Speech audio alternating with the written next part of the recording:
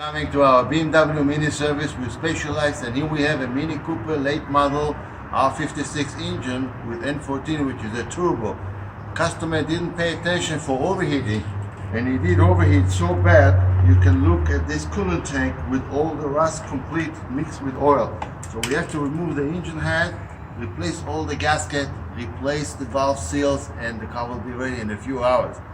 Thank you very much for visiting our Mini BMW specialty. Goodbye.